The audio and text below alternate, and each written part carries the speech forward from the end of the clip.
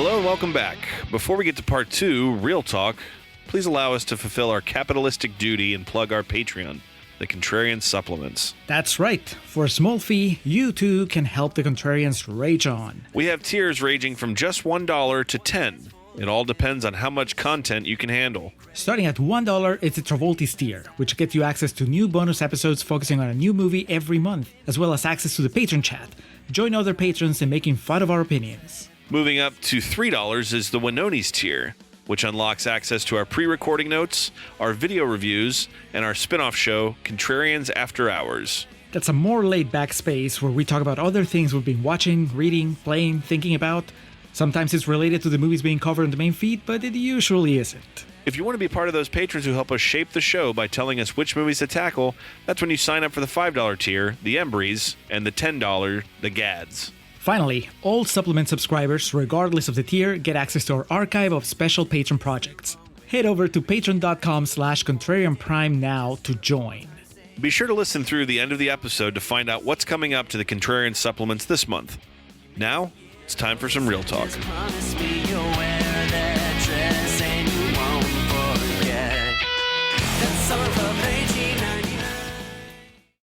Commissioner Gordon? He's at home. I sent the signal. What's wrong? Last night at the bank, I noticed something about Two-Face. His coin. It's his Achilles heel. It can be exploited. I know. You called me here for this. The bat signal is not a beeper. Well, I wish I could say that my interest in you was purely professional. You're trying to get under my cape, Doctor? A girl can't live by psychoses alone. It's the car, right? Chicks love the car. What is it about the wrong kind of man? In grade school, it was guys with earrings. College, motorcycles, leather jackets. Now? Oh, black rubber. All right, Julio, I now looking in a little bit here, doing a bit of research, the mugs that you could buy at McDonald's for 99 cents with the purchase of any extra value meal were called Gotham glasses. There was a Robin, a Batman, a Two-Face, and a Riddler. Sadly, there was no Nicole Kidman mug.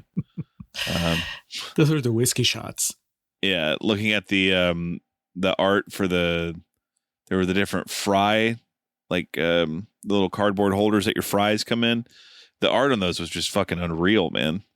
We lost a lot of things that made a movie like this memorable, and that makes me sad. But I'm going to be happy because we're here today to talk about this movie and the positive memories that come along with it. I do remember the video games for this were just trash because this was at the advent of the PlayStation. So there was like that game that was based off of like real captures, similar to Mortal Kombat, but it was like a beat 'em up and not a fighting game. So yeah, that's a lot going on there. I just played it on the Super NES, and it was frustrating, but at the same time, Alex, it was all we had. So you're like, fuck it. I'll just keep playing it. And also, like, those are back in the days of rentals and shit too, to where you're just stuck with it. You're like, this is what I have, so I have to play it. It is Batman Forever. We're going back to the summer of 95. The World Wrestling Federation was running on diesel power, for better or worse. And at the box office here, the Cape Crusader returned June 16th, 1995. Budget of $100 million with an estimated return of close to $340 million. It's a fantastic piece of business. I guess I want to go ahead and start with the story of I think it was on Norm's show that Jim Carrey was a guest on and told the story. He recounted when he got cast for the role, he knew that Tommy Lee Jones got cast opposite him, and he was at a restaurant in LA and he saw Tommy Lee Jones there, and he went and introduced himself and told him he was excited to work with him. And Tommy Lee Jones told him, "I hate you. I really don't like you, and I cannot sanction your buffoonery." So where is this coming from? Had he seen him like way back from? What was it? We talked about Color? this. Was it that was? Yeah, but this would have, I assume, been Ace Ventura, Dumb and Dumber, and the mask. And I can't remember. It was a recent episode. We mentioned that history is written by the winners. So by modern, level of knowledge, people don't really understand that Hollywood, the elite critics and the Puritan actors really did not care for what Jim Carrey was doing. He was, not as dramatically, but, like kind of a precursor to the Tom Green thing of people being like, is this what we're doing now? Fucking Canadians. Yeah. Oh, there you go. Good line to draw. So I just find that story really funny, especially considering how good I think they play off of each other in this. And also Joel Schumacher and Val Kilmer didn't get along while making this. And I think Tommy Lee Jones wasn't overall, the reports was he wasn't very pleasant to work with, which all this again is very funny because in the end we get this just overwhelmingly fun movie where the true like outlying the sore thumb in this has nothing to do with those guys. It's like, why are we spending so much time with Chris O'Donnell? Like, let's go back to the people that are fun. We'll get back to O'Donnell. Maybe I can get you to soften on him. So, Julio, as we talked about in Contrarian's Corner, 39% on Rotten Tomatoes. Kind of surprising, not really, because the sentiment on this has just improved with time. But still, that means that there were a fair amount of positive reviews. Which positive reviews did you pull for us? All right, fresh tomatoes this time. We're going to start with Alex Mady from Joe Blow's Movie Network, who says, I defy you to find any DC movie that has as much fun existing as Batman Forever does. I wish we had seen Kilmer return to don the mantle of the Bat at least one more time, but I will enjoy the one we got. And man, the DC movies got even less fun as they went on. Supposedly, now that James Gunn has the wheel, we might see a return to this spirit in the DC movies. We can only hope. What do you think, Alex? Do you think that the sets of the Tim Burton Batmans were fun to be in? Yeah. I mean, both of the interpretations of this look awesome. And the only way realistically you could have topped that is if you convince a studio to give you enough money that you can shut down the streets of Chicago and pitch it like a big city, or, convince Pittsburgh to let you shoot there during a Steelers game, So it's the only place you could go is where it temporarily went with the Nolan trilogy, because this is so fun and so fantastical. The only way you could really improve upon that, or not improve, but build off of that, is to make it hyper realistic. Yeah. But not before you make another version of this with Arnold Schwarzenegger and Uma Thurman. Oh, God, that movie's so bad. I rewatched these movies, all of them, a few years ago. The Batman, the entire, like from the Adam West one through Rises, because that's where it ends. And there are a lot of lines that are fun to make fun of in Batman and Robin. But my main takeaway from that rewatching of all of them in succession was that Batman Forever has merit, and there's things about it that are very good. Batman and Robin is a fucking bad movie, and I think a lot of the hate that Batman Forever got in the decade that followed was because people lumped it in with Batman and Robin. I mean, it's the same director. Exactly. So. People just like said they were the Joel Schumacher movies, Yeah. They're bad. And Arnold is fun. Arnold understands the assignment, as the kids say. Alicia Silverstone. I had a huge poster of Alicia Silverstone on my wall as a kid. She was, up there with the Pink Ranger and Sunny as far as like sexual awakenings of a young man. And Uma Thurman's fun in that too. And Jeep Swinson as Bane looks funny, but Clooney's terrible. Chris O'Donnell's terrible. That movie sucks. There is nothing, it's like, when you're diagnosing what happened with the Schumacher Batman, it's like, when did it jump the shark? Was it like the bad credit card? Like, that's what I remember. Like, let's go back to Kyle Anderson from Nerdist, who says, nobody here is arguing that Batman Forever is the best version of the character, but it's always delivered with a knowing nod and a careful hand. Perfectly said. Yeah, I think that's because it's so so fun and so cheesy. I think that it's easy for some people to assume that Joel Schumacher was just not giving a shit. He was just like, we'll just, it's like chaos, but it's very planned chaos. Can you imagine Keaton in this movie? Because I think he could have pulled it off. Yes, but then you're talking about like a betrayal of the first two movies. That's the problem. To be like, so is it or is it not like the Burton movies? If you're bringing the same actor, yeah. Owen Gleiberman from Entertainment Weekly says, by now Jim Carrey is doing sarcastic takes on his own sarcasm, and there's something funny and a little scary in that. He was only like 4 movies deep as far as his big movies. And Gleiberman thinks that he's already being self-referential. I mean, I guess maybe. I don't know. Yes, I watch the performance and I see shades of Ace Ventura. I see shades of Stanley Ipkiss and shades of Lloyd Christmas. Lloyd. I was like, is he Lloyd? Yeah, he's Lloyd.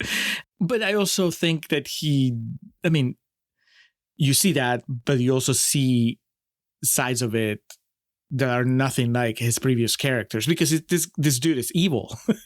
So I think that's enough to mark a difference, right? It's not Jim Carrey just doing Jim Carrey stuff. It's Jim Carrey doing Jim Carrey stuff while being a bad guy.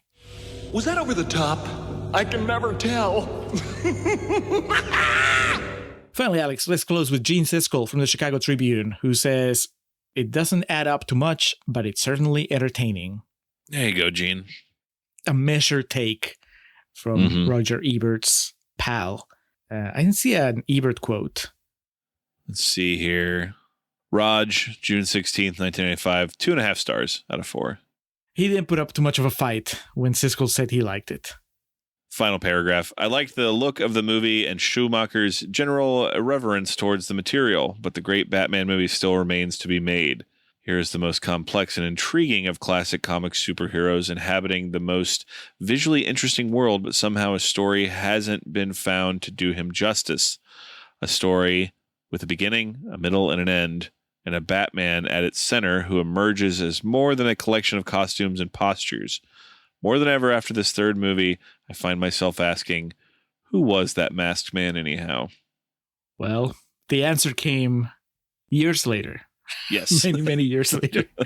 I'm Batman. All right.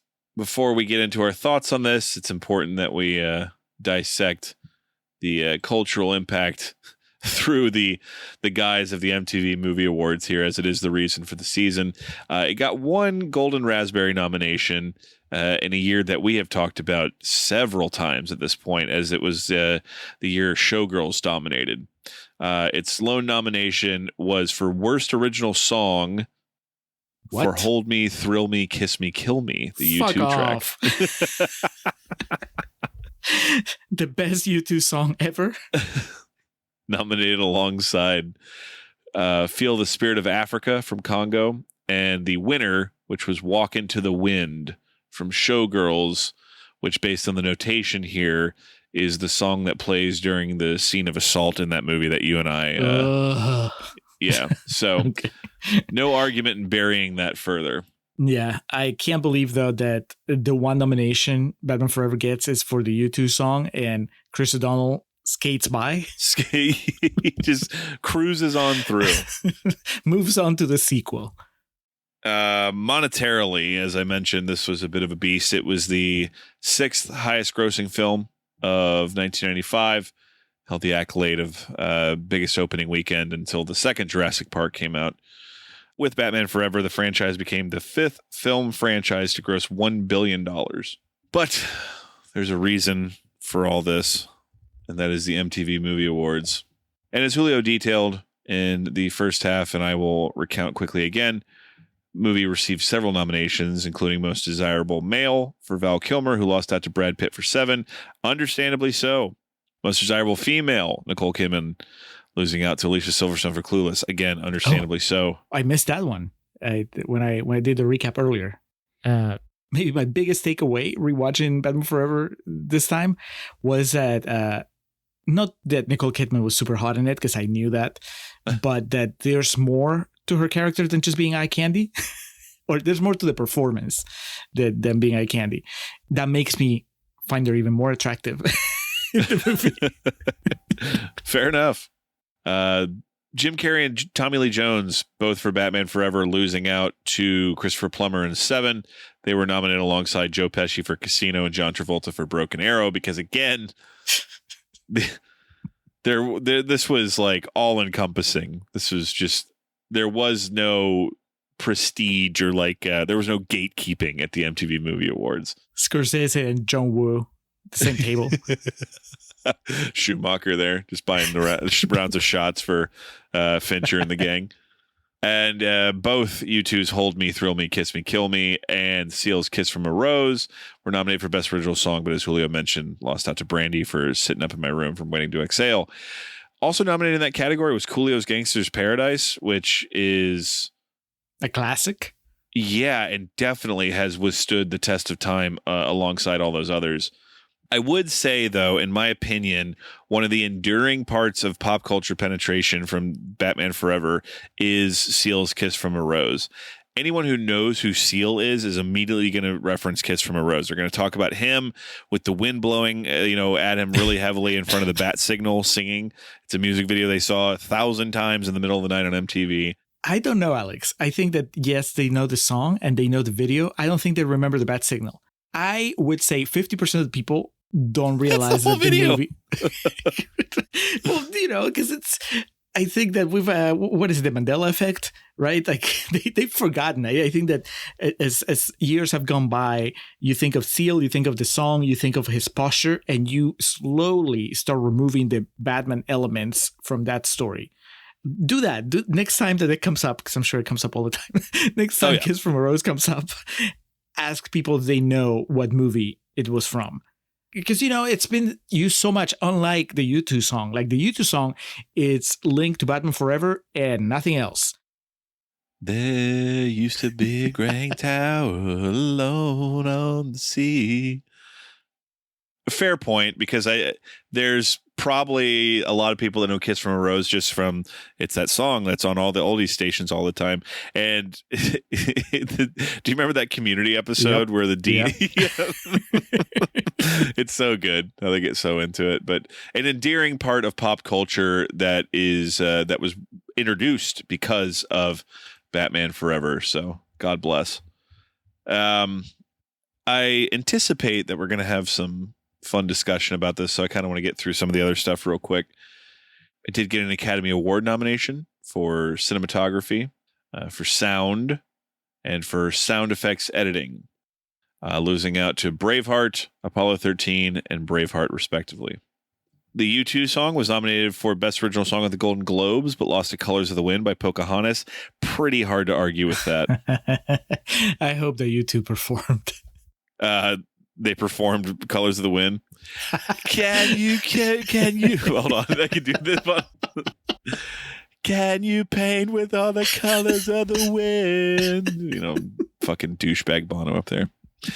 And because I mentioned it in the first part, the discussion of the director's cut, I want to go through quickly here. It's reported Schumacher alleged that the original cut of the movie is like 2:45. Oh man, already on my bad side. That's a lot to ask. Cuts were made to the film based on audience reactions during test screenings like the rest of the Batman films. Photographs from these scenes have always been available since the film's release, shown in magazines such as Starlog. Some excerpts from these scenes appear in the music video for Hold Me, Thrill Me, Kill Me, Kiss Me, Kill Me, whatever. Bono, fuck off. In 2005, Batman Forever was the only film in the franchise to include a dedicated deleted scenes section amongst its bonus content on the special edition DVD. Trailblazer. I have the Blu-ray set that has the first 4 movies on it. Actually, fuck that. I might actually have that because I have the original Warner Brothers, the cardboard DVD. Do you remember Warner Brothers made those cardboard DVD sleeves? Yeah. Yeah, I have that. So I have the VHS, the DVD, and the Blu-ray. So I might have to check that out. I could possibly have that in my possession. So you could put together your own Schumacher cut. The master cut, yes. Thank you. After Joel Schumacher died on June 22nd of 2020, media outlets started reporting the possible existence of an extended cut, with the first rumors being thrown around by American journalist Mark Bernardin. Bernardin claimed it to be darker and contain less camp than the theatrical cut.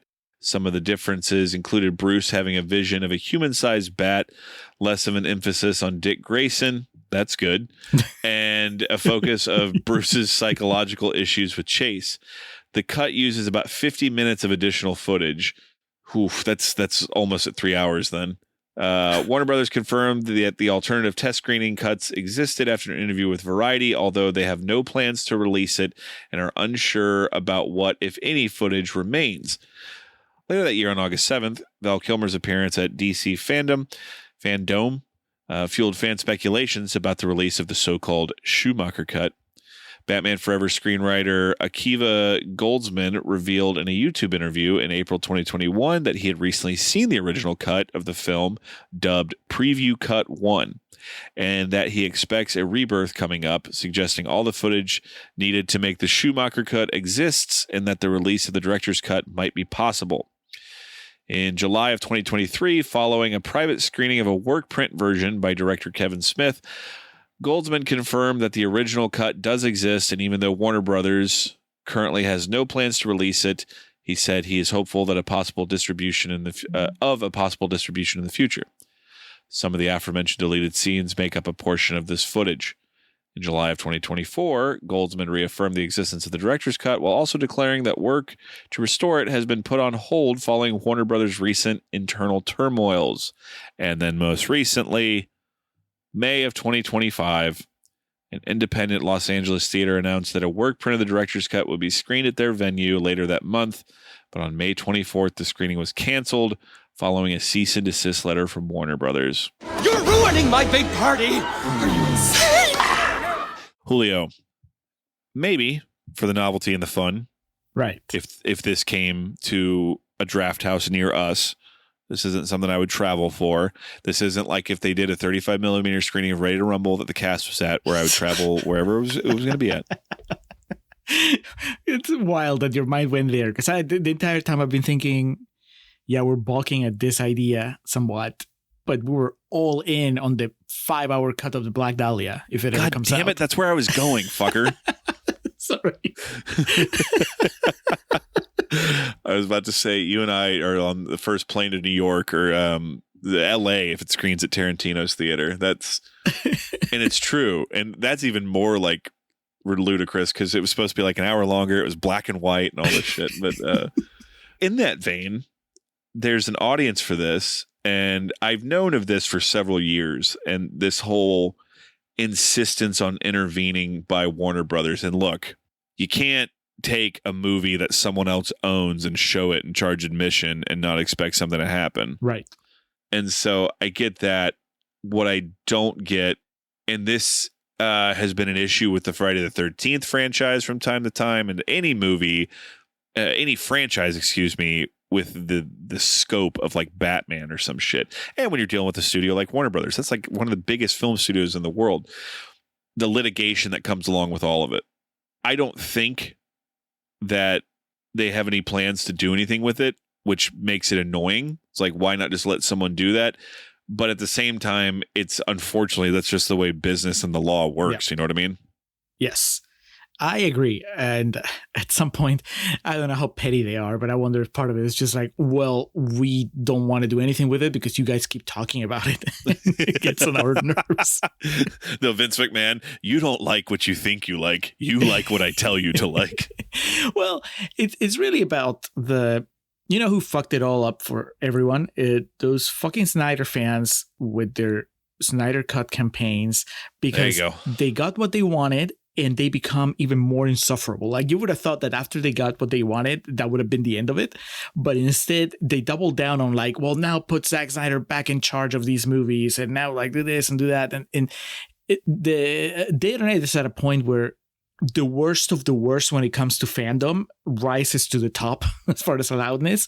And so unfortunately, I think that 99% of people that are asking for the Schumacher Cut to be out are like civil people that you can have a conversation with. But then I'm sure there's also like those rabid fans that are just constantly harassing Warner Brothers executives and they're not really endearing themselves to their cause. So I can see how a Warner Bros. Executive could be like, fuck this. We're trying to put Pattinson as Batman. We're trying to get people to buy into that right now. So I don't want to deal with it. But like you said, it is money on the table because I think that there's a market for it, and it would be, at the very least, a curiosity. I cannot imagine it being a good movie or a better movie than the movie we have at 2 hours. Oh, yeah. Yeah, if it's an hour long. The whole thing is like, how is it an hour longer if there's less emphasis on Robin? Like that's because they double down on the dreams that Bruce is having, which honestly I don't need that. No. I don't need a more serious Batman Forever. Dude, yeah, and in no part of that did it tell me there's more Tommy Lee Jones. So I'm like, okay, I don't care. Yeah, they say that it's less campy. So in fact, you might get less Tommy Lee Jones and less Jim Carrey. But what we did get, Julio, is a fun movie. I went back. So when I watched the whole franchise, it was back in 2022, and I went through my Letterboxd scores at the time of watching all these, and I gave this movie 3.5 stars. And I don't have it pulled up in front of me, but if I remember correctly, my review is something to, it's really fun and has its place. Tommy Lee Jones is great. And my thesis that I still stick to is that it was retroactively cursed with the stink of Batman and Robin, and that kind of held on to it for several years after the fact. But now Batman and Robin is celebrated as some piece of like, camp quote along, which again, that movie sucks.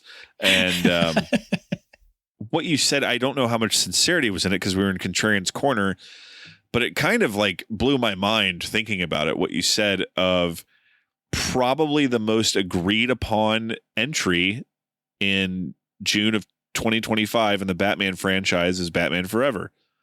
Because you can talk to people and you can talk about the Tommy Lee Jones is fun and Jim Carrey's fun, and then you can talk about like the stupid shit like the ninja laundry scene that almost killed me, and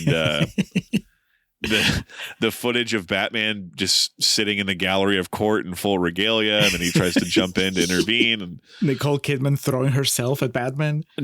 Hot entrance, that, and Gordon running out to the bat signal in his PJs, and just the visuals of everything. Because it's like we talked about, like I said, you kind of blew my mind because I was working through my thoughts all in real time. I was like, yeah, because now it's cool to hate on the Burton movies, and then people were so proud in their defiance of the Nolan trilogy, and then other people, and I'm not trying to put Filmbuster's Paul on blast here, some people I think were, and I'm this isn't a joke, I'm not saying he was doing this because I know he loves that movie. I think some people were performative in their appreciation / liking or love of that Pattinson Batman just because it was unconventional and whatnot. So yeah, Julio, again, using the phrase blow my mind, because I think you helped me realize that this is like the universally praised Batman movie at this point in time. At this point in life. Yeah. In American history, this is where we united. I was somewhat serious. Honestly, it just kind of came out. I wasn't really, it was not on my notes, but as I was saying it, I was like, this kind of makes sense. So I do believe that it's probably just in the sense that you meet a stranger that is a Batman fan. And I think that your best bet of having a pleasant conversation for like 5 minutes is to bring up Batman Forever. If we're playing that game. The other ones are a little trickier. I also think that there is a very specific type of Batman fan, which is the comic book fan, the one that it's about the comic books primarily. And that fan probably, if they don't have a sense of humor about the whole thing, they just hate the Schumacher ones to begin with. Because if you're a fan of Batman from the comics, then for the most part, you expect a Batman that's much darker than what Joel Schumacher was doing. And of course, you probably also hate the 60s Batman. Unless, you give the 60s Batman an out because you're like, well, that was the 60s. But once Tim Burton did his thing, then I know that some people are like, well, you're not allowed to go back. You can't go back to what Adam West and Burt Ward were doing. And I can tell you that I was one of those people when I was much, much younger. When I started reading comics again and kind of, I read The Dark Knight Returns, I was like, oh, this is what Batman is. So those early, the 60s Batman and the Schumacher Batmans are not they're not this. They're just, if you look at it from an angle, you might feel that it's making fun of the character. And I don't think that's the case. I think that specifically this one is having fun with the character, which is, and they are silly Batman comics too. It's just that the prevalent image is of him and his stories being dark. When you think of the campy Batman, you think of stuff that we left behind. But especially watching it today, I'm like, there's a place for this. Ladies and gentlemen, the future! My new improved box offers fully interactive holographic fantasy. You remember when we went to go see the 20th anniversary 35mm screening of Mask of the Phantasm? The pre-show of that, you know how they do those at the Draft House? They had some old 8mm and 16mm copies of the Batman serial from the 40s. Those like fucking 15-minute episodes that would, in theaters you would go for one a week or whatever. The campiness of Batman has existed since its inception is what I'm trying to stress. Right. And I think that's what's made Batman such an interesting character, to your point, of these dark iterations that we've lived through that are very realistic and very intriguing based on the story. But it can be, exactly to your point, following up, there can be a place for something like this. And I called it out kind of just offhand in the first half. We're ensconced. This is post Mask of the Phantasm, and we're deep in the animated series, which is a gritty telling. It's still kind of a kid show because it's a cartoon, but it's dude, there's that episode where fucking Scarecrow murders Barbara Gordon, and then Commissioner Gordon lets everyone know that Bruce Wayne's Batman, so he has to leave Gotham. So those two things running parallel, Batman Forever and that, I could see people who were fans of that show too being upset by this. But I agree. It's there's a place for Logan and there's a place for the first X-Men movie that's kind of goofy. But I think people who are very close to the material, I think that's kind of what you were saying, sometimes have a hard time separating the two. Is that kind of what you were getting at? Oh, yeah.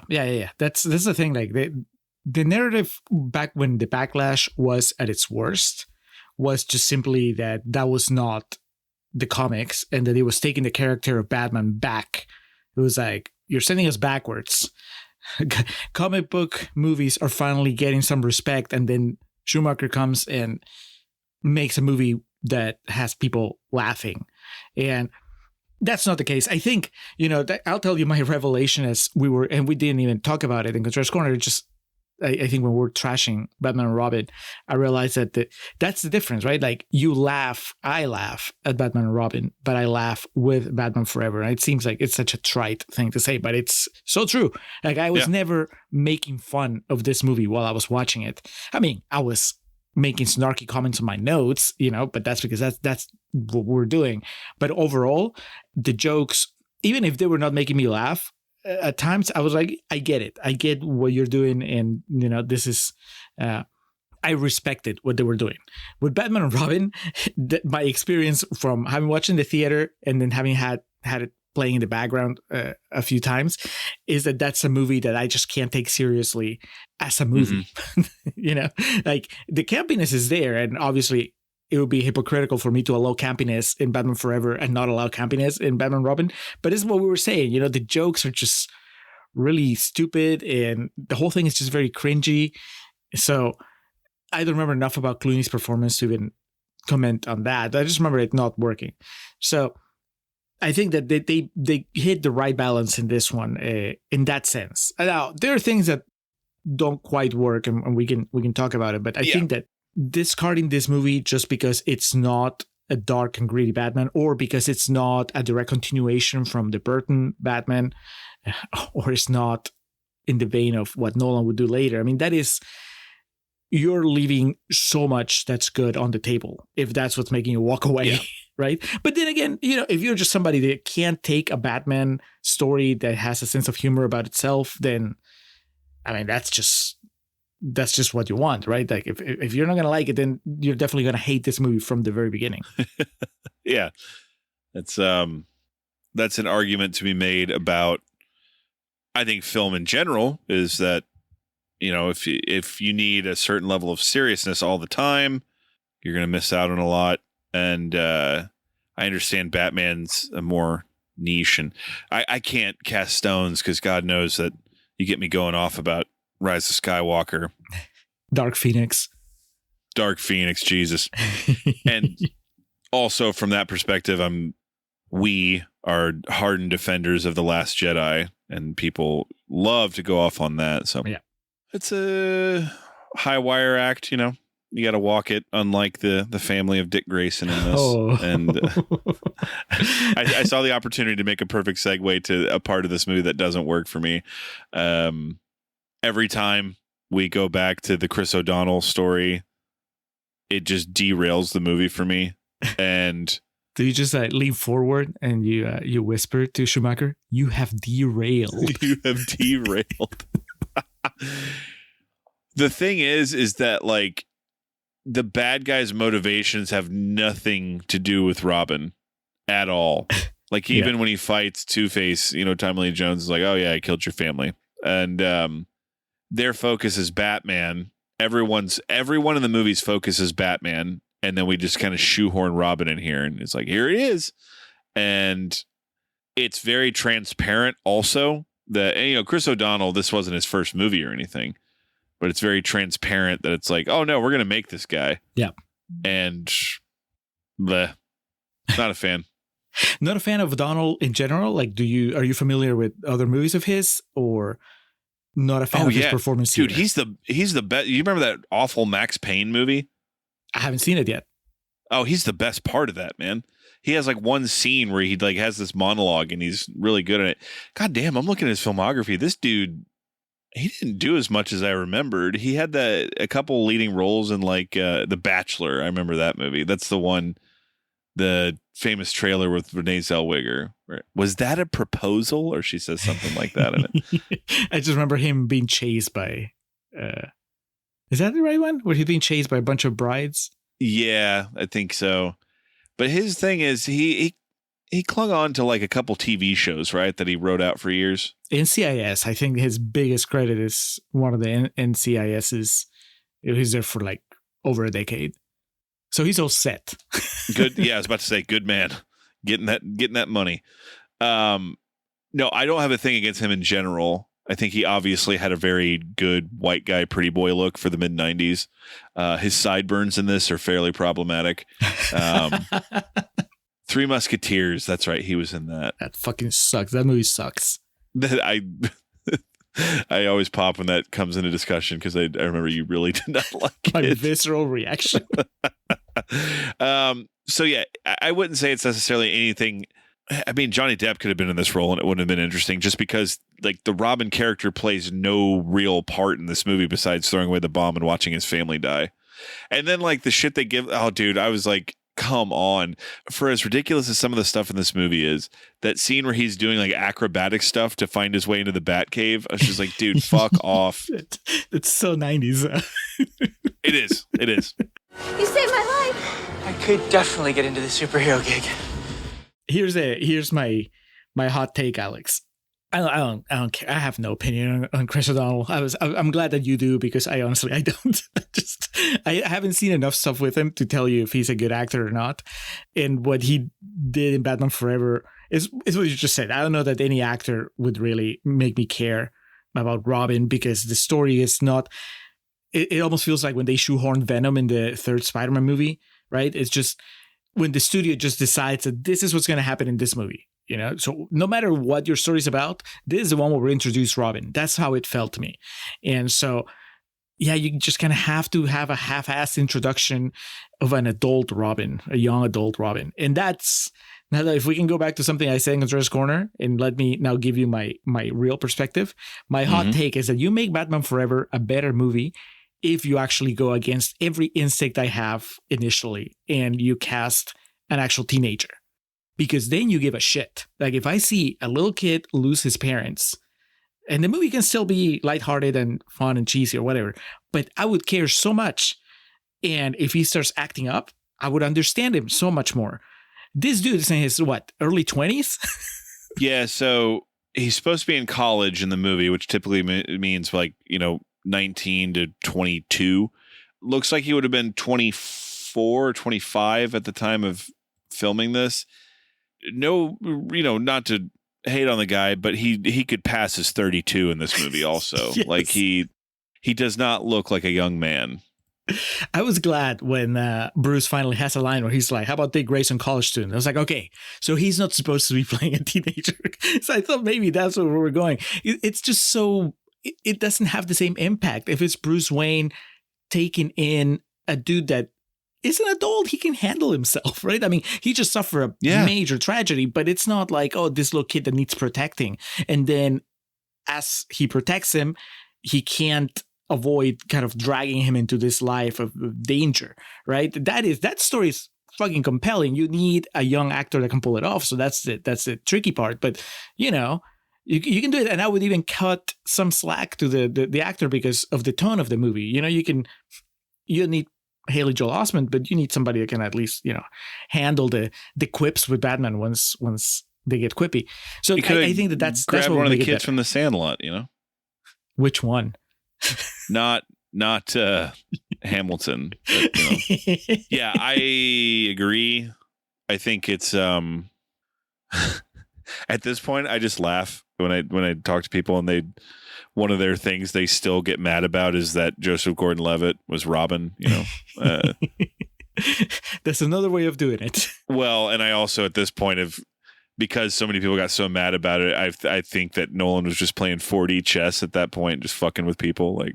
But that's their peers in that. Yeah. And it's kind of like a wink, wink, nod, nod thing. Exactly. And in this, you're exactly right. Chris O'Donnell looks like he's, maybe 7 years younger than Val Kilmer. And he's like talking to him like he's his fucking little brother. I'm like, okay. Yeah, that again is no fault of Chris O'Donnell. It's just the way the Robin character is presented in this is exactly what you said. It's presented like it's a teenager. So that I'm on board with everything you just said. In agreement. There you go. We're done with O'Donnell. We shall speak of him no more. Let's draw teams, Alex. I feel like I am Team Carrey and you're Team Jones. You can't say that they're both the same. They're both great. Jim Carrey, though, has performances in movies that you can kind of say are similar. Tommy Lee Jones has this. He has Natural Born Killers, and then he has everything else he's ever done. Like that's the way it kind of works out. And when I've watched Natural Born Killers within the past year, and I can't figure out which one's more insane. They're so good though, and it's so funny that they happen so close together within a 5-year time span of his Oscar win. And this one's more fascinating. This one's way more fascinating because you can say that with Natural Born Killers, he's working with Oliver Stone. He read the script and he read it his way. Whereas, we talked about like Rodney Dangerfield and other people in that movie didn't really understand what the tone of the movie was. And so Tommy Lee Jones made it all his own and is as fucking funny as he is in that movie. This is John Cena versus The Rock because this is once in a lifetime. You get an actor like Tommy Lee Jones in a superhero movie in a time where those weren't the norm and they weren't universally acceptable, and he takes that role as a respected actor and just fucking goes to the high heavens with everything that he does in it. Like the part where he's got like his gun out and he puts his arm around Jim Carrey when he's watching the vision that Jim Carrey has and he sees the bat. He's like, oh, like his facial expressions and the noises he makes while dude, it's so fucking good.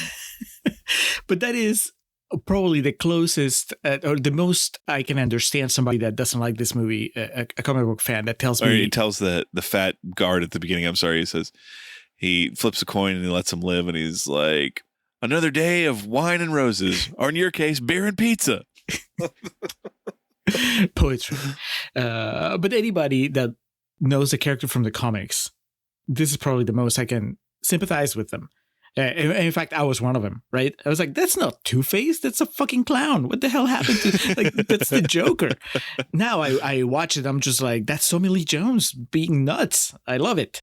But there was a time where I wanted what we eventually got with Aaron Eckhart, right? And so when that's what you want from Two-Face and you get Tommy Lee Jones doing that, you're like, what the fuck is happening?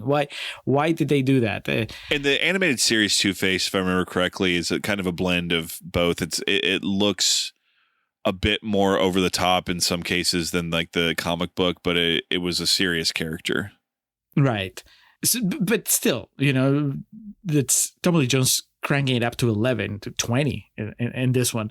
So, comic book fans, I mean, I get it. They have a case, but I think if you can just divorce yourself from what you expect the character to be and just take it as this interpretation of the Two-Face character, then you can have fun with him, because I like what Carrey does so much better. I find it more entertaining. I think maybe because I just like Jim Carrey, but I think the movie's... I was just going to say, I appreciate your connection to the character.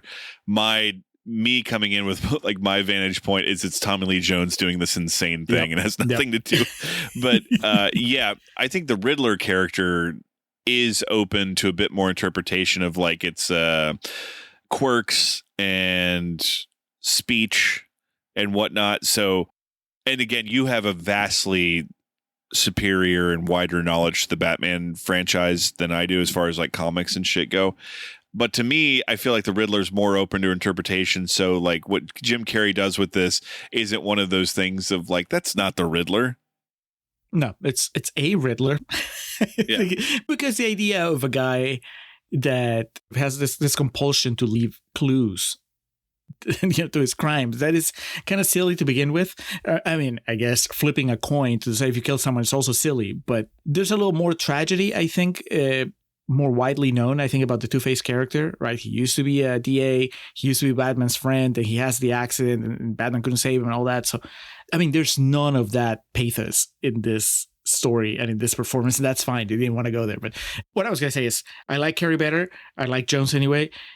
And I think that the movie's at its best when they're together and they're playing off each other, which is why it's so amusing that Tommy Lee Jones couldn't stand him, because that now adds to my enjoyment watching the movie and knowing that Tommy Lee Jones is just loathing every second he has to act opposite Jim Carrey. And you can't tell. I mean, they're doing great together. Go ahead. You can say it. You're a genius. Stop. All of Carrey's like mannerisms, when he has the cane, like when he's kicking it and like twirling it in his hands and shit, it's all a lot of fun. He is a lot, though. That's maybe the other concession I would give anybody that doesn't like Batman Forever, is that they might feel that it's overwhelming what Jim Carrey, how hard Jim Carrey goes in this movie, because he's just fucking nonstop. This movie is sensory overload. It's just music and colors and flashes and all this crazy shit. These random De Palma shots for no reason. All right. Well, let's move on to the desirables, Alex. Actually, this is going to be our big disagreement. And I hate to do it because this is kind of an episode that we're doing at least partially in his honor. But I am not a big fan of Val Kilmer's Bruce Wayne. Really? I enjoy him in this. I think he's like the calming presence in this, because everything else around him is so fucking insanely over the top. One thing we didn't talk about, that since you mentioned it, I do need to bring up the scene where at the gala or whatever, Jim Carrey dances with Drew Barrymore because he dances with Nicole Kidman because he's trying to like mimic the actions of Bruce Wayne. Yes. That's total Jim Carrey show. He puts the glasses on. Yeah, and then takes them off when Bruce takes them off. Yeah, that's good stuff. Line delivery, physical presence. What is it you're not digging about him? He's just kind of bland. Maybe look, when I first watched the movie, when I was a kid and watched this movie, I was like, all right, kids don't go to watch a Batman movie for Bruce Wayne. So it didn't really make a difference. But then whenever I rewatched it, one thing that hurts it is just that I think taking Clooney out of the equation, because I don't remember enough, but every other Bruce Wayne is so much more interesting, has a stronger personality, I feel, right? Like I was saying, Keaton is kind of like the quirky Bruce Wayne, and Bale is the confident Bruce Wayne. Pattinson is the tortured Bruce Wayne. Affleck is the older Bruce Wayne. But they all have a thing with what is the thing with Kilmer's Bruce Wayne? And I guess you could say he's a chill Bruce Wayne. Like he hardly ever gets worked up about anything, which I guess, but I don't find it. He feels, and look, there's something else that's coloring my perception, I guess, because I was about to say he feels like he's not really into the movie the way that everybody else is.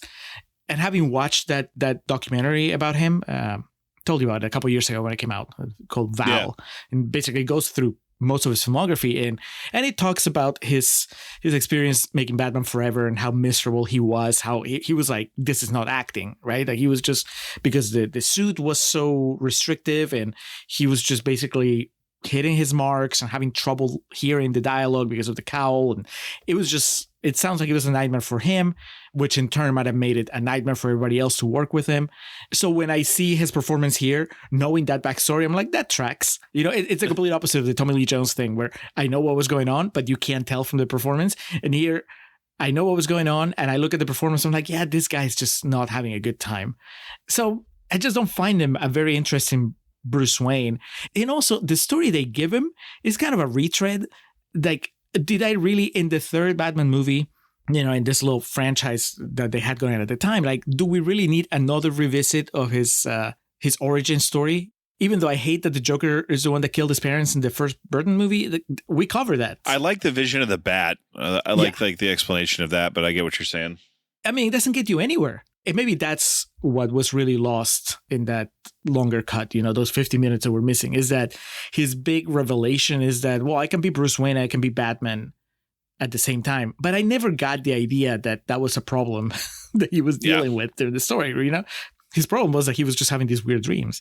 So, I mean, it's a confluence of things. If they given him more interesting stuff to play off of, then maybe I would just think better of the performance. I don't think poorly of Kilmer because I've seen him in enough movies that I know what he can do when he's given good stuff to do, right? But in this one, he's not my Bruce Wayne, not my Batman. Do you have a preference for Bruce Wayne?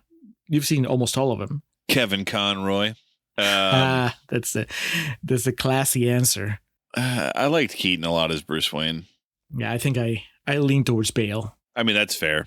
In contrast, Alex, and I said it in Contrast Corner and I was serious, my biggest revelation was how much I liked what Nicole Kidman was doing in this movie. She's great. She is great, but she shouldn't. Like, that's another, me recalling talking points from like 20 years ago when people were hating on the movie hardcore. And they're like, what a waste of Nicole Kidman. She's just there to look hot. Yeah. Yes, but that kind of like undersells what she's doing because she is having so much fun with this character. And like, I think she got it. She's like, all right, so this is what I have and I need to make the most of it. So if my whole story is that I'm going to be sexually obsessed with Batman, then I'm going to play that up as much as possible. And she does. And it's hilarious. I think once you get it out of your head that this shouldn't happen in a Batman movie, then you can really enjoy the fact that this psychologist is really, really into him and really wants to have sex with him right away. So it's great. And I was looking at her filmography. I mean, this is the same year she did To Die For, which I think it was she might have gotten an Oscar nomination for that, but she hadn't done that much stuff. Like she had that, a couple of Tom Cruise movies, right? The Days of Thunder, I think that's the one that she's in. And then Far and Away, which was a bomb. And then, To Die For and Batman Forever. So she is not Nicole Kidman the way that, she would be. So it also feels like a young actress trying to make her mark in Hollywood. And it was like, well, it's a Batman movie. And if this is what they gave me, then I'm going to do my best. And I think she knocks it out of the park. She might be my favorite part of the movie now. I'm flattered. Not every girl makes a superhero's night table. So, Julio, after all that positive discussion, I mean, inevitably comes what we give this movie. I said my review from a couple years ago upon rewatch was 3.5 stars, and I think I would stick with that, referring to this as a C+ B- territory. It's a movie that I think does have merit, and I think there's a lot to enjoy in it.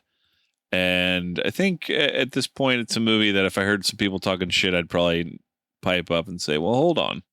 You'd start something. I wouldn't start anything, but I would say, well... But you would end it. I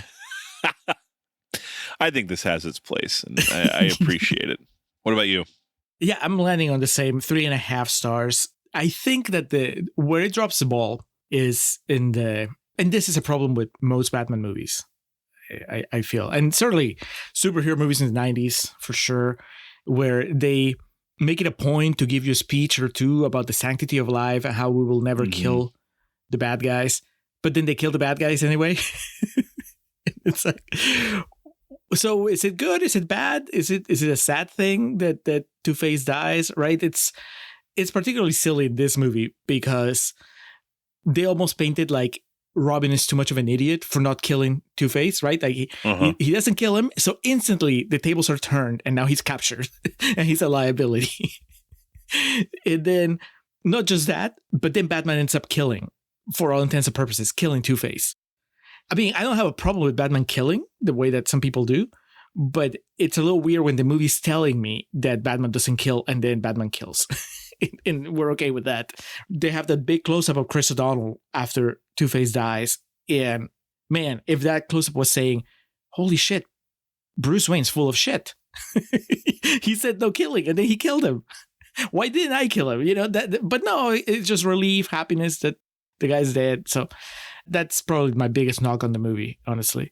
But yeah, 3.5, because it's still a good time. I just had a blast watching it, laughed a lot. Big recommend if you know that you're okay with a campier Batman. Bats aren't rodents, Dr. Meridian. Really? I didn't know that. All right, Julio, the summer rages on. What's up next? Coming up next on the Summer of the MTV Bangers, we're going a year ahead, Alex. Now we're going to 1996, so that will be the 1997 MTV Movie Awards, where a movie, this was probably the most surprising moment when we did our MTV draft for patrons and we're deciding the lineup.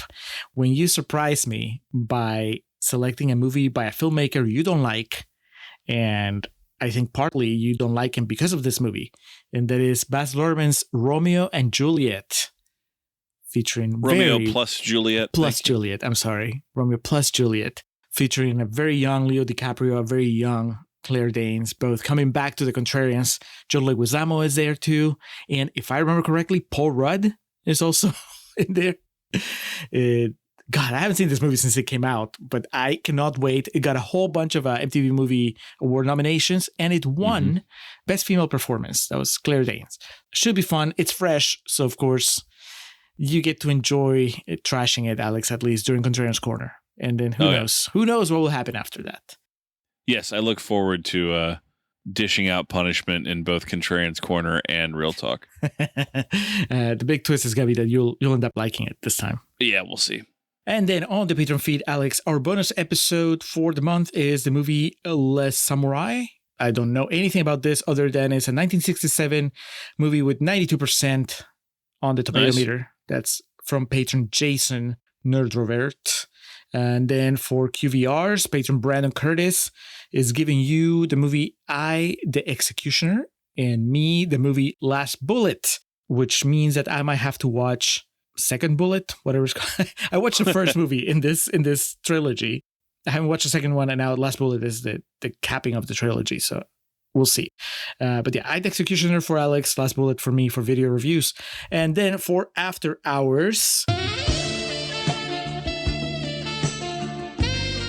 we are going to honor somebody that is absent from our picks on the main feed, even though she was a big figure in the 90s. And we already mentioned her as fellow nominees in the MTV Movie Awards that we've covered. And that is Alicia Silverstone, who had a big year with Clueless when she was competing against Batman Forever. But also, I guess in a previous ceremony, she had some nomination for Crush, right? Or The Crush. So neither Alex nor I have watched Crush. This is a good time to take care of that. So that'll be our After Hours. Patreon.com/Contrarian Prime if you want to check that out. And we are done with Batman Forever. Let's get out of here, Alex. Let's get out of here, Julio.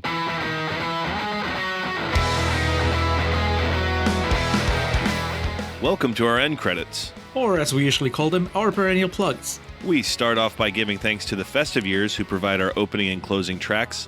They kick us off with Last Stand and take us home with Summer of 99. Be sure to head over to thefestiveyears.com for any and all Festive Years needs. Our friend and fellow podcaster Hans Rothgieser is the man behind our logo and all the art you see related to our show. reach out to him and let him know how much you like that little tomato. His email address is mildemonios@hotmail.com and his website is mildemonios.pe. That's MILDEMONIOS. Hans, thank you for all your support. For those interested in the regularly absurd world of professional wrestling, Joe and the boys over at latenightgrin.com have you covered. Tell them the Contrarians sent you. And we like to close with special thanks to our social media team of Zoe Perez and Coriari. Each of the social media accounts we mentioned in the introduction look as good as they do because of their work. So that'll do it for this episode of The Contrarians, where we're right and you're wrong, and we will catch you next time.